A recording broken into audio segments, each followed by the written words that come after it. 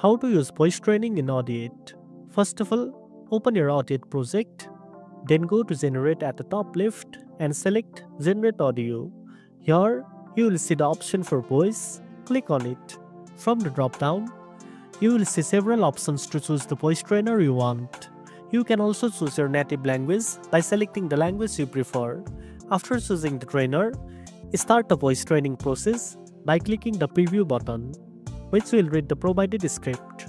Once the training is complete, Audiate will use this data to automatically detect and highlight filler words, stutters, and other unwanted sounds in your recordings.